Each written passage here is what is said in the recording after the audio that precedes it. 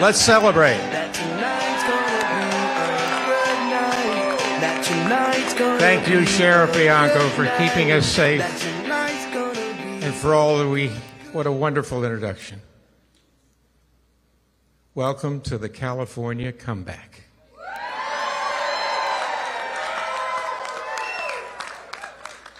What you are all feeling tonight is what it's like to hit a walk-off home run. Kind of like San Diego in '84. Because the networks have called it, we're going on to the general election to face off against Adam Schiff.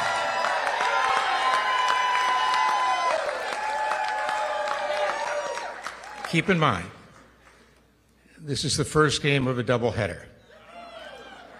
So keep the evening of November 5th open as we will celebrate again.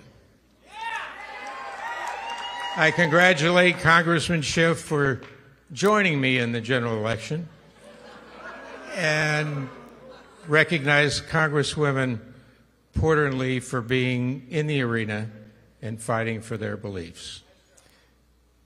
Before speaking about what lies ahead, I want to say thank you to some special people.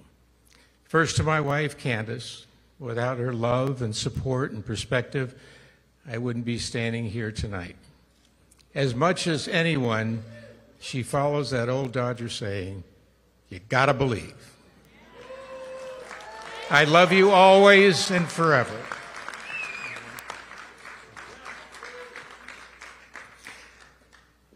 The next is to our children, our single greatest currency, single greatest accomplishment, for their patience, encouragement, energy, and help. They had my 6 every day and in every way. I love each and every one of you. Thank you. Also, please join me in applauding all those here tonight who have answered the call to our military and our first responders. Let's give them a big hand. Thank you to all of them.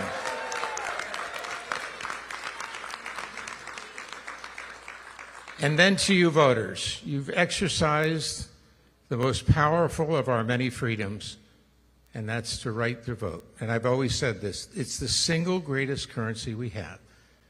You can't trade it, you can't give it away. It's inherently yours, it's your personal choice. And I thank you for tonight and the future. Your vote was your shared belief with me that California is no longer the heartbeat of America. Sadly, it's just a murmur. That we have challenges to face up to, like closing the border, and responsibilities to live up to, like helping the homeless off the streets and a pathway back to their dignity.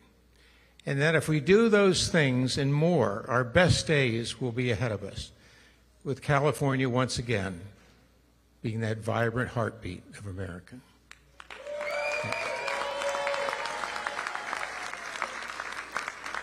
As we celebrate tonight, I want you to know that we haven't come this far to only go this far.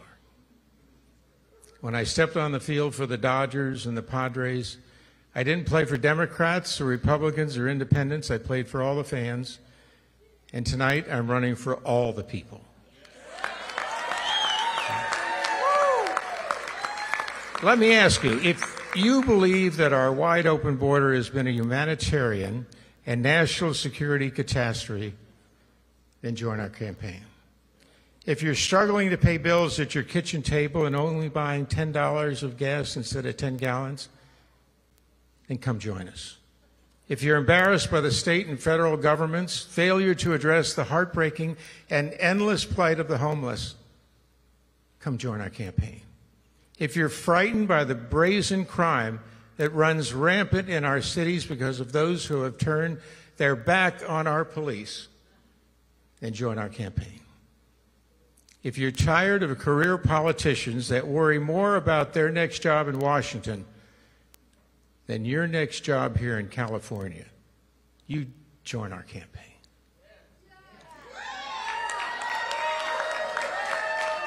And if you're concerned that our foreign policy shows weakness and not strength to our adversaries and allies, and please join our campaign.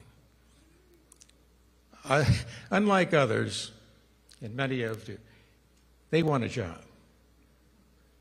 Well, I want this U.S. Senator job. And I want to do the job for you because you deserve it, because you're great Californians. Give your hands on that. You know, when career politicians say they need seniority in the Senate to solve problems, they're only thinking about themselves. And when the pundits say a candidate needs long lists of far-fetched policies to talk about, they're only thinking about special interests. But when I say I will bring common sense and compassion to Washington, I'm only thinking about you, the people. We, the people, will tell Washington what we want, and you'll use my voice. When I get to the Senate, I'll always put you people before party politics. And I'll go to D.C. to build a consensus. And you know what it's time for? It's time for political courage. And that political courage is to stand up for your life, your quality of life, for your families, for your children, for grandparents. And when I get back to Washington, that first day, we'll start going to all 99 senators, reaching out my hand, and asking them to work with me for the best interests of the people of these United States.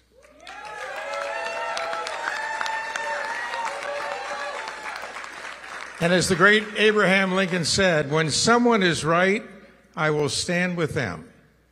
And when they are wrong, I will move away from them.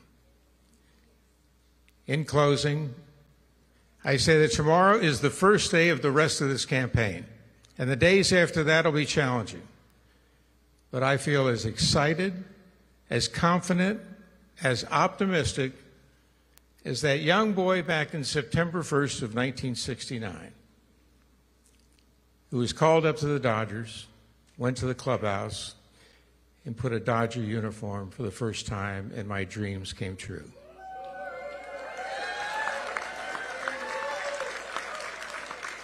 I stepped into the batter's box at the Cathedral of Baseball, and I looked around.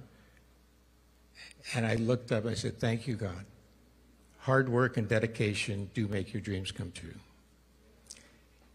They say in the general election that we're going to strike out.